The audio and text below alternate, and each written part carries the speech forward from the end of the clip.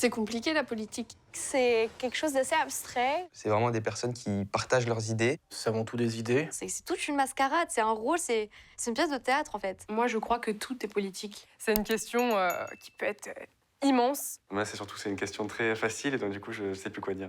La politique est une gouvernance de la part d'hommes et de femmes censés représenter les intérêts du peuple. En gros, pour moi, ce sont des personnes qui vont décider des lois et du contexte dans lequel va vivre la société actuelle. C'est trancher, c'est faire des choix. Choisir le moins pire, souvent.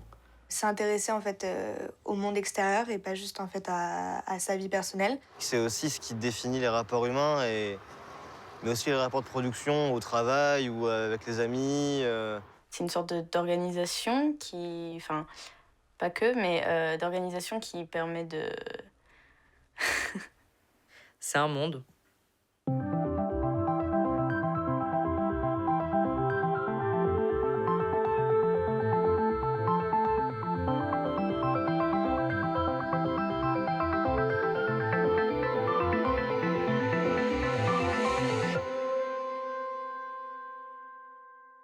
La politique, pour moi, c'est une passion depuis tout petit, depuis que j'ai 4 ou 5 ans à peu près. Une passion qui me vient, je pense, essentiellement de ma grand-mère, qui me contait les histoires et de manière romancée l'histoire de France. Donc ça a éveillé en moi une certaine forme de patriotisme. Je suis dans un parti politique qui est plus à droite, mais en même temps, je suis dans des associations plus humanitaires, sociales, dans des associations plus écologiques. Je n'ai pas de carte de parti, je ne vais pas à des rassemblements ou très peu. J'ai peut-être fait 1 ou 2 manifestations dans ma vie, par exemple. Je suis pas le genre de personne, même si j'aimerais poser des affiches, placarder des murs entiers, tout ça. Mais non, non, je le fais pas. Les jeunes ont des rôles à jouer, ils ne feront pas l'économie de la responsabilisation. Parce que les jeunes, c'est censé être un peu l'avenir. Même s'ils sont moins expérimentés et ils sont moins matures, ils ont quand même... Enfin, ils représentent quand même le futur. C'est eux, les futurs actifs. C'est eux les futurs agents productifs de la nation, c'est eux les futurs politiques, c'est eux les futurs ingénieurs. Et si on n'a pas convaincu notre jeunesse, c'est qu'on fait une politique de vieux et qu'on fait une politique datée. Et donc une politique qui n'a peut-être plus lieu d'être. En 2018, il y a eu les gros mouvements lycéens et étudiants. On sentait que le gouvernement il avait peur. Enfin, il a même envoyé ses flics devant les lycées. Il y a eu vraiment des situations violentes au Havre pour juste des blocus de lycée, avec des affrontements avec la police et tout, parce que les jeunes étaient mobilisés.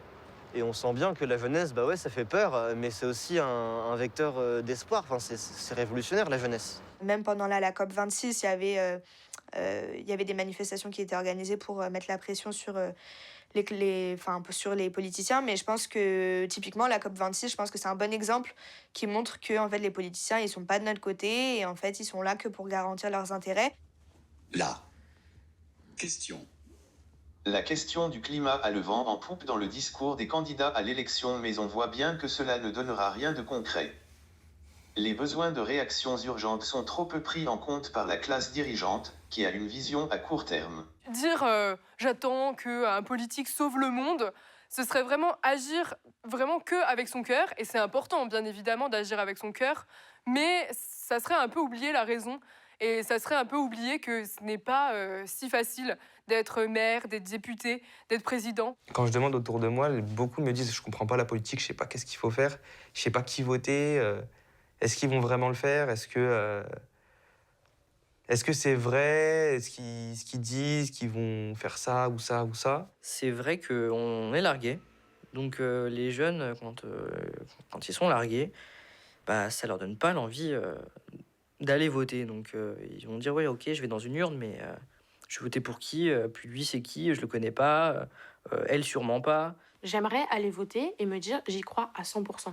C'est un projet de société dans lequel je me donnerais à corps perdu. Et bah, c'est pas le cas.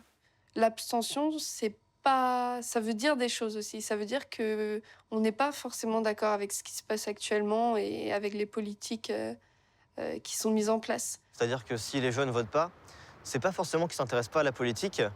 Alors même s'il y aurait sûrement des progrès à faire pour les faire s'y intéresser, mais c'est pas ça le vrai problème en fait. C'est que s'ils votent pas, c'est aussi parce qu'ils s'y retrouvent pas. On va s'abstenir parce que je pense qu'on a bien compris qu'il n'y avait aucun des candidats qui nous plaisait pour la plupart. Il n'y en a aucun qui nous plaise parce qu'il ne s'intéresse pas à nous, tout simplement. Depuis le début de la crise, il n'y en a pas un seul. Enfin, moi, franchement, je mets tout le monde au défi de me trouver un candidat qui s'intéresse à la cause étudiante. J'en ai pas vu un seul. Le gouvernement nous a totalement délaissés, nous, la jeunesse, pendant toute la crise sanitaire.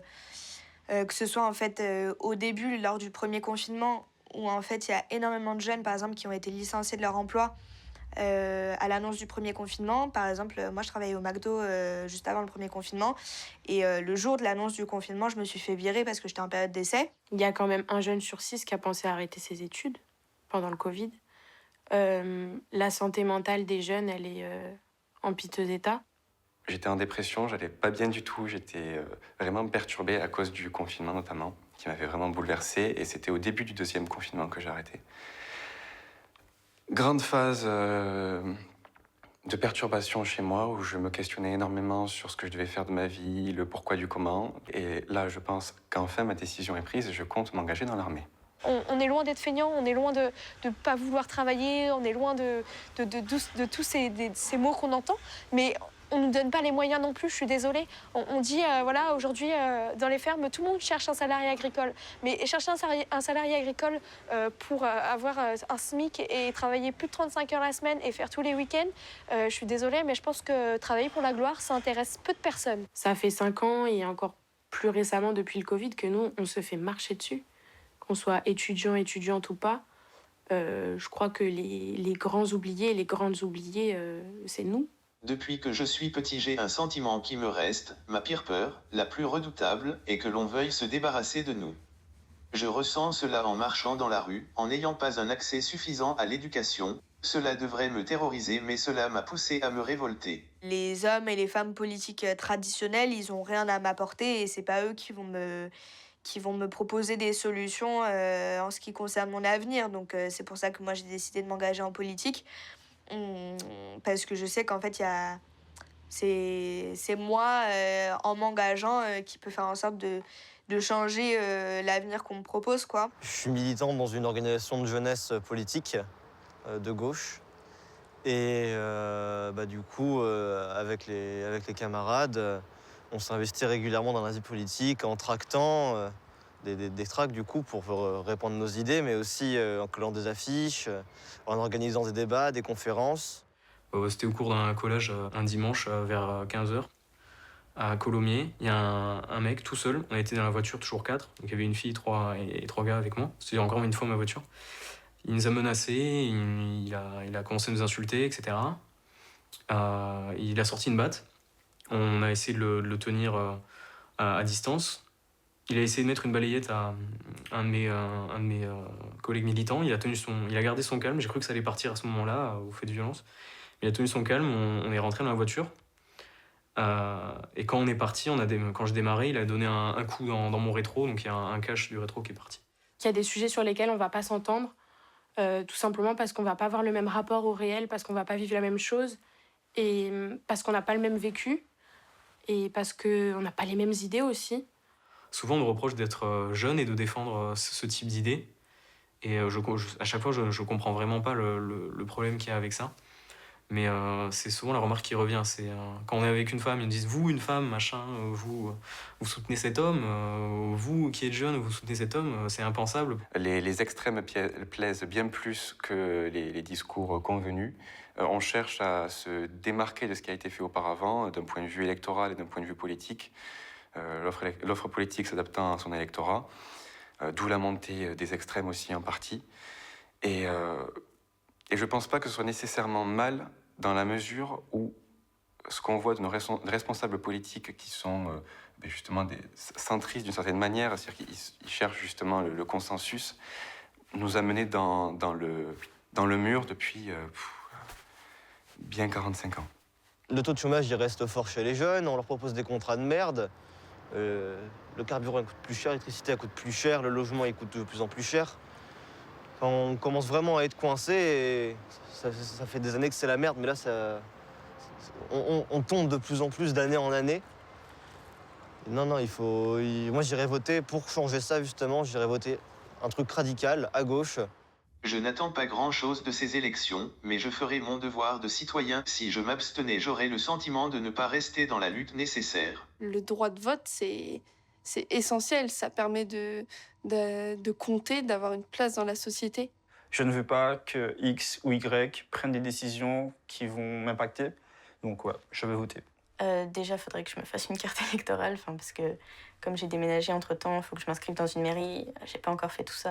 Je vais voter blanc, puis c'est comme ça, mais c'est le fait d'aller voter. Pour moi, le droit de vote est essentiel, quitte à voter blanc. Même si c'est pour voter blanc, il est important de mettre son bulletin dans les urnes. Le vote blanc n'est pas comptabilisé. Ça, c'est un truc que j'ai jamais compris. Pourquoi on comptabilise pas le vote blanc?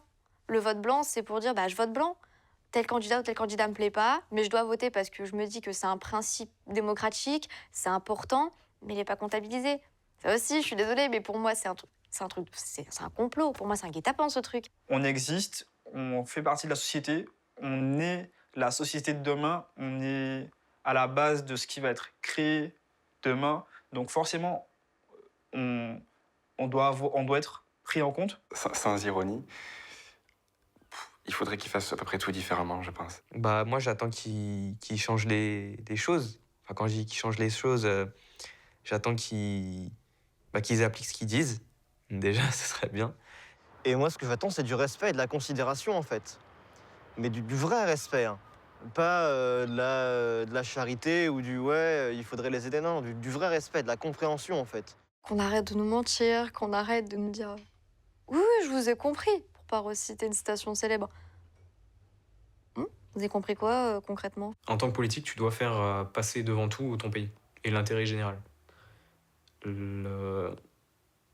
L'homme politique, il doit avoir une colonne vertébrale solide, pas être une girouette, du coup, et surtout faire attention à ses diagnostics. Tous les politiques en général, c'est grande école, ils sont tous ensemble à l'école, et ils travaillent tous dans la même chose, ils font de la politique, ils sont dans les mêmes écoles. Et il y a quoi d'autre? Il y a rien en fait, il y en a très peu qui sont même ultramarins, qui se présentent. Moi je suis ultramarin, donc bon, c'est plus facile de se reconnaître dans certaines personnes qui sont de la même origine que toi. Moi, par exemple, je suis une fille, je suis d'origine asiatique. Dans la classe politique, il y a très peu de femmes politiques d'origine asiatique. Il y a très peu de femmes tout court, même s'il y en a de plus en plus. Je me sens pas représenté de fou par un candidat en particulier ou une candidate. Je trouve même que c'est totalement l'opposé. Après, il y a aussi des personnes qui vont utiliser un peu une image de, je sais pas, de personnes progressistes parce qu'elles soutiennent, je sais pas, les personnes LGBT, les personnes racisées, toutes les choses comme ça. Enfin, toutes les personnes. Et qui vont plus utiliser ça comme une sorte d'image positive. Et du coup, je sais pas, peut-être qu'avec des gens ça marche, mais moi, j'ai juste l'impression d'être utilisée, en fait. Je crois que les responsables politiques, qu'on leur fasse confiance ou pas, ça leur importe que très peu, finalement. Ça leur importe 8 semaines par tous les 5 ans, quoi. Pendant les élections présidentielles, là, la question de la confiance se pose. On n'est pas écouté et on nous fait comprendre gentiment que notre avis, on peut bien se le carrer au cul parce qu'on s'en fout. On est jeune, de toute façon, on fait même pas grève, ça sert à rien, quoi. C'est ce qu'on nous dit. Et nous, c'est ce qu'on veut faire changer, justement.